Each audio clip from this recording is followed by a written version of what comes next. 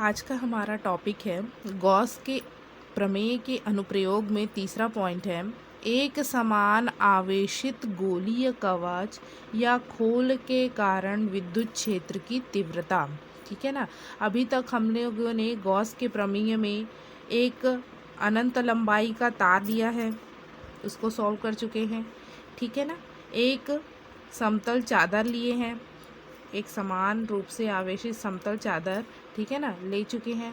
अब हमको देखना है गोलीय खोल, ठीक है ना, जो समान रूप से आवेशित है और खोखला है ना, अंदर से एक खोखला गोला लेना है, ठीक है ना, और वो समान रूप से क्या है, आवेशित है।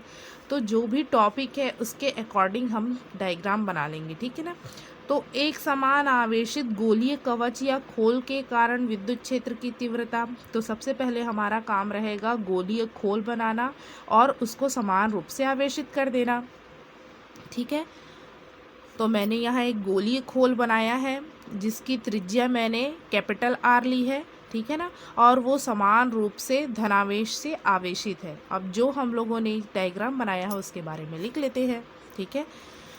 माना आर त्रिज्या तथा एक गोली माना कि आर त्रिज्या का एक गोलीय कवच प्लस क्यू आवेश से समान रूप से आवेशित है।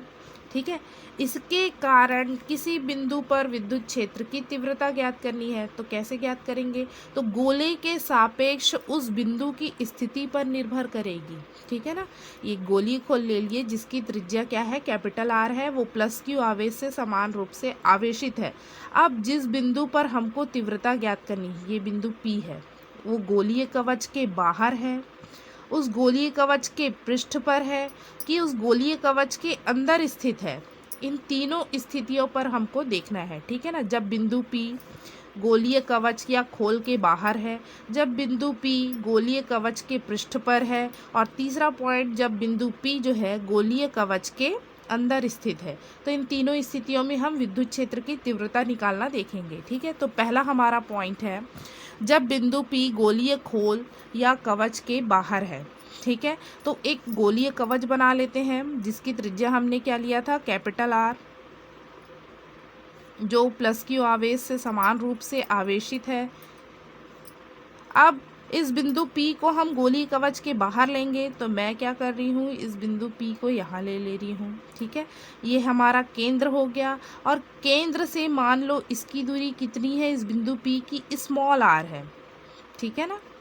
इस बिंदु P की दूरी कितनी है, स्मॉल आर है। अब हम गॉस के प्रमेय का उपयोग करेंगे। तो गॉस के प्रमेय में हमको बंद पृष्ठ बनाना रहता है। तो बंद पृष्ठ बनाने के लिए हम एक गोला बना लेते हैं यहाँ, जो बिंदु P से होकर जाता है। ठीक है। तो इस बंद पृष्ठ में हमने क्या बना लिया, एक गोला बना लिया जो बिंदु P से होकर जाता है। ठीक है ना। अर्थात इस गोला, जो बाह्य गोला बनाया है, उसकी त्रिज्या कितनी हो गई जी, स्मॉल आर हो जाएगी। ठीक है ना।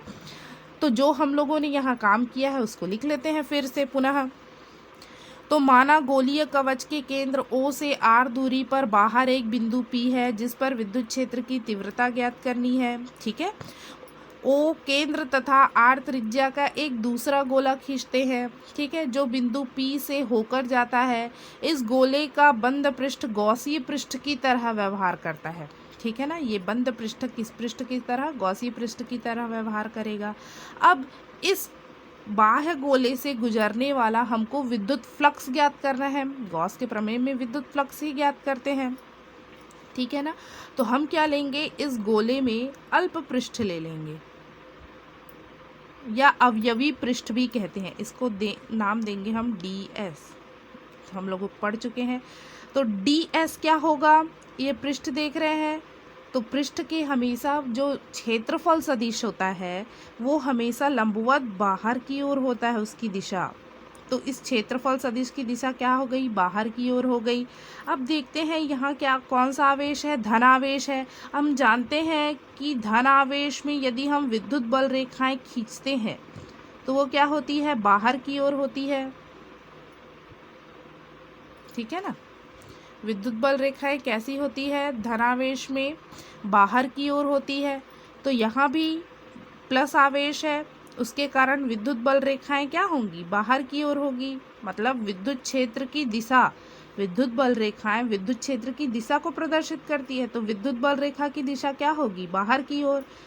ठीक है, तो अल्प पृष्ठ लिए उसका भी लंबवत बाहर की ओर क्षेत्रफल सदिश। जो हम लोगों ने विद्युत क्षेत्र देखा उसकी दिशा भी कहाँ है, बाहर की ओर, मतलब दोनों एक ही दिशा में है। यही लिख लेते हैं, थीटा का मान यहाँ क्या होगा जी, 0 होगा। ठीक है ना, ये आगे हमको काम आएगा। अब जो हम लोगों ने काम किया है उसको पुनः लिख लेते हैं। ठीक है,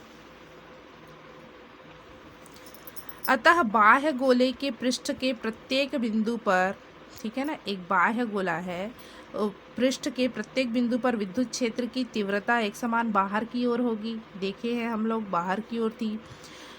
तथा अवयवी या अल्प क्षेत्रफल सदिश ds की दिशा भी लंबवत कहाँ है, बाहर की ओर है। ये हम लोगों ने देख चुका है और उसको लिख लिए है फिर। ठीक है ना, अब देखते हैं, मैं इसको एक इंस्ट्रूमेंट से समझाती हूँ। ये मेरे पास एक छोटा खोखला बॉल है, ठीक है ना।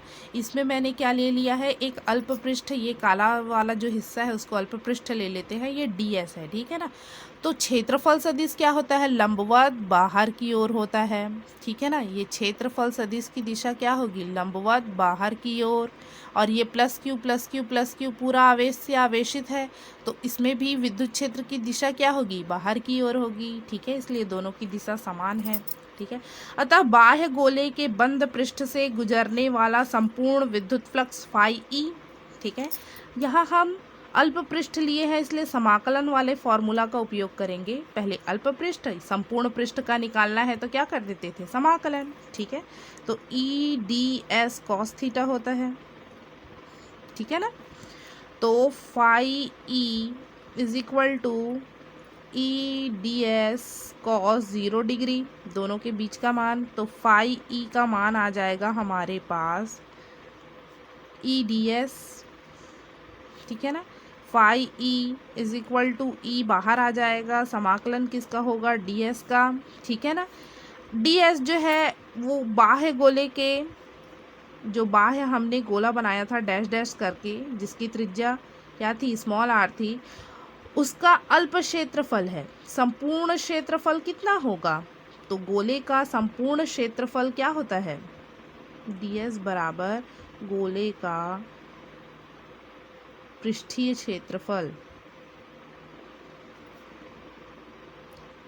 गोले का क्षेत्रफल का सूत्र होता है 4 पाई आर स्क्वायर। ठीक है, उसको हम लिख देते हैं, तो फाई ई बराबर आ जाएगा हमारे पास ई 4 पाई आर स्क्वायर। त्रिज्या कितनी है जी, स्मॉल आर है। ठीक है ना, तो हमारे पास ये फॉर्मूला आ गया, इसको नाम दे देते हैं समीकरण 1। पुनः हम क्या करेंगे, गॉस के प्रमेय का उपयोग करेंगे। तो गॉस के प्रमेय से हम जानते हैं फाई ई बराबर क्या होता है, Q अपॉन एप्सिलॉन 0। समीकरण 2 नाम दे दिए। समीकरण 1 व 2 से,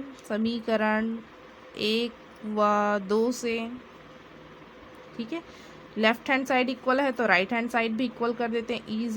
ई into 4 pi R square is equal to Q upon epsilon 0। ठीक है ना, तो E का मान कितना आ जाएगा, विद्युत क्षेत्र की तीव्रता ही निकालनी है ना हमको, 1/4 pi R square into Q upon epsilon 0, यही आएगा। इसको थोड़ा सिस्टोमेटिक लिख लेते हैं, तो E इज इक्वल टू हमारे पास आ गया 1/4 पाई एप्सिलॉन 0, जो भी कांस्टेंट वैल्यू है उसको एक साथ रख देते हैं, Q upon small R square,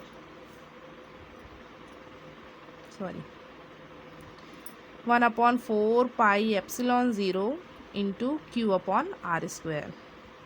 ठीक है, अब इसमें कौन सा आवेश का वितरण होगा, तो पृष्ठीय आवेश घनत्व का।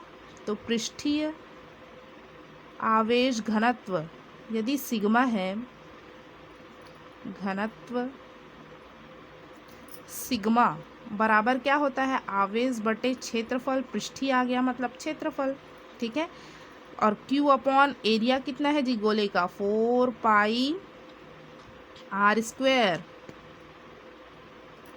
यहाँ कैपिटल आर लेना है हमको, ठीक है ना। जो गोला बनाया था हम लोगों ने, उसकी त्रिज्या क्या थी, कैपिटल आर थी। वो जो बाह्य गोला है उसकी त्रिज्या जो है स्मॉल आर थी, ठीक है ना। तो यहाँ से Q का मान यदि हम निकालें तो कितना आएगा, इसको पक्षांतर कीजिए, सिग्मा इंटू 4πr², ठीक है ना। तो यहाँ मान रख दो, तो E बराबर आ जाएगा 1/4πε0 इंटू Q का मान क्या है, sigma into 4π capital R² upon small R², ठीक है ना। 4π कैंसल हो गया, हमारे पास कितना आ गया, E इज इक्वल टू, हमारे पास वैल्यू आ गई 1/ε0 into sigma R² upon small R², ठीक है ना। इन दोनों को हमको याद रखना है, ठीक है ना, ये आगे काम आएगा हमको। तो ये हो गया गोले के बाहर बिंदु P पर विद्युत क्षेत्र की तीव्रता, ठीक है ना। अब गोले के पृष्ठ पर, जब गोला कहाँ स्थित हो, ये आवेशित गोला हो गया जिसकी त्रिज्या है कैपिटल R। अब बिंदु P को इसके पृष्ठ पर बना देते हैं, तो इसकी त्रिज्या हमने कितनी ली थी, स्मॉल r। देखो यहाँ से r बराबर क्या आ गया जी, स्मॉल r आ गया।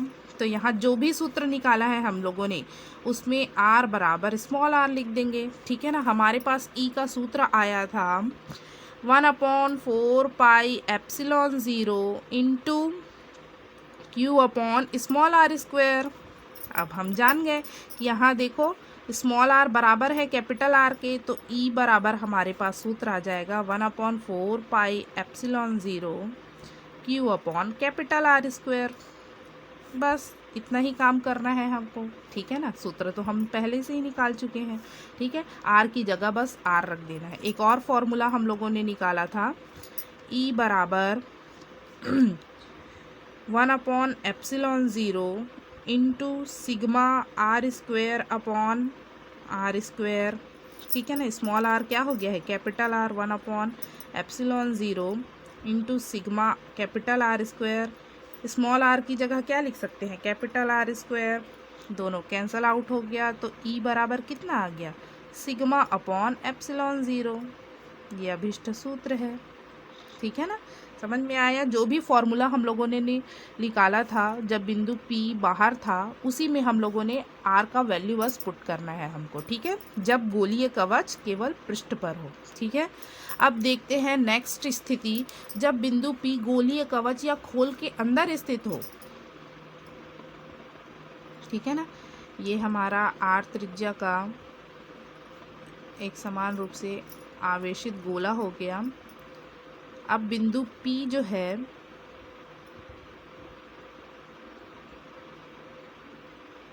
यार त्रिज्या, ये बिंदु P है, ठीक है ना, यहाँ स्थित है। यहाँ अंदर एक गोला बना लेते हैं, ठीक है ना, जिसकी त्रिज्या क्या लेंगे हम, स्मॉल r लेंगे, ठीक है। बिंदु P से गुजरता हुआ एक क्या लेंगे, गोला बनाएंगे, गॉसी पृष्ठ बनाना पड़ेगा। तो यहाँ चित्र से ही स्पष्ट है पूरा आवेश कहाँ स्थित है जी, बाहर स्थित है। इस गोले पर कोई आवेश है क्या, ये खोखला है ना, अंदर कोई आवेश नहीं है, ठीक है। तो इस गोले में अंदर जो हमने स्मॉल r त्रिज्या के गोले के पृष्ठ पर आवेश कितना है जी, आवेश बराबर 0 है, ठीक है ना। तो विद्युत फ्लक्स का मान कितना होगा, ठीक है। तो हमारे पास सूत्र है विद्युत क्षेत्र की तीव्रता बराबर 1/4πε0 इंटू Q अपॉन R²। यहाँ Q की जगह 0 रख दो, तो E का मान कितना आ जाएगा, 0, ठीक है ना। Q की जगह हमने क्या रखा, 0, ठीक है। तो जब बिंदु P गोलीय कवच या खोल के पृष्ठ के अंदर है, तो विद्युत क्षेत्र की तीव्रता क्या होगी, 0 होगी। भाई आवेश ही नहीं है तो तीव्रता कहाँ से होगी उसमें, ठीक है ना, किसी प्रकार का बल नहीं लगाएगा वो, ठीक है। तो ये था जब आवेशित गोलीय खोल के विद्युत क्षेत्र की तीव्रता ज्ञात करना। ठीक है ना।